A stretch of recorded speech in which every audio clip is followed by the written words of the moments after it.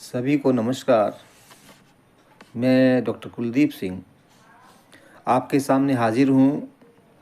हरियाणा में अभी हाल ही में एक बहुत ही गंभीर मुद्दे के साथ। मुद्दा है सरकारी नौकरियों का। सरकारी नौकरियों में आए हुए एक परीक्षा परिणाम का। और ये परीक्षा परिणाम, हालांकि अभी ये नोटिफिकेशन है जिसका परीक्षा परिणाम बदलना लगभग तय है।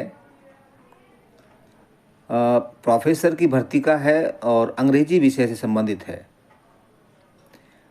यह परीक्षा परिणाम अपने आप में देखने में बहुत ही हैरतअंगेज़ दिखाई देता है और इसने बहुत विवादों को पैदा कर दिया है तथा सरकारी नौकरियों की भर्ती प्रक्रिया पर एक बहुत बड़ा गंभीर सवाल भी लगा दिया है, सवाल निशान भी लगा दिया है।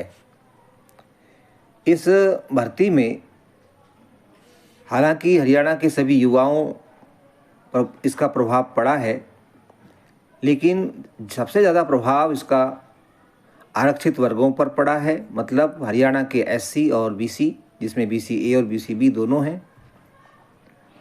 इतना ही नहीं, ईडब्ल्यूएस कैंडिडेट को भी इस भर्ती प्रक्रिया ने काफ़ी परेशान किया है। और ये सवाल पैदा हो जाता है और हुआ है कि क्या सब्जेक्ट नॉलेज टेस्ट, जिसे शॉर्ट में एसकेटी कहा जा रहा है, ये नॉट फाउंड सुटेबल का एक नया टूल बन गया है, जैसा कि पहले होता आया है।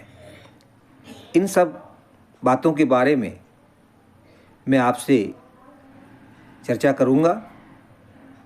हरियाणा लोक सेवा आयोग ने अंग्रेजी विषय के लिए असिस्टेंट प्रोफेसर की सब्जेक्ट नॉलेज टेस्ट की परीक्षा को संपन्न करवाकर उसका 2 दिसंबर को एक परिणाम घोषित किया, जो विवादों के घेरे में आ गया है। इतना ही नहीं, यह परिणाम अन्य विषयों के परिणामों पर भी प्रश्न चिन्ह लगाता हुआ दिखाई दे रहा है। सरकारी नौकरियों की भर्ती के मामले में विवाद पहले भी उठते रहे हैं। विवादों का नाता हरियाणा में बहुत पुराना है, या यूं कहें कि हरियाणा का नाता भर्ती के मामले में विवादों से बहुत पुराना नाता है। यहाँ पर समय समय पर भर्तियों पर गंभीर सवाल खड़े होते रहे हैं। भर्तियों में अनियमितता, धांधली और भ्रष्टाचार के खूब आरोप लगते रहे हैं तथा अधिकांश भर्तियां कोर्ट केस में फंसती रही हैं। हालांकि यहाँ यह भी स्पष्ट किया जाता है कि पिछले कुछ सालों में हरियाणा की भर्तियों में सराहनीय सुधार भी हुए हैं, जिसके लिए पूर्व और वर्तमान मुख्यमंत्री बधाई के हकदार हैं।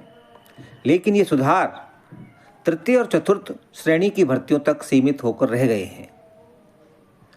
प्रथम और द्वितीय श्रेणी की भर्ती प्रक्रिया में अभी काफ़ी सुधार की आवश्यकता है, ताकि भर्तियां न केवल साफ सुथरी हों, निष्पक्ष हों तथा पारदर्शी हों, बल्कि ऐसी ये दिखाई भी दें। मतलब भर्तियां साफ सुथरी, निष्पक्ष और पारदर्शी दिखाई भी दें और गैर जरूरी विवादों की संभावनाओं को ख़त्म किया जा सके। तभी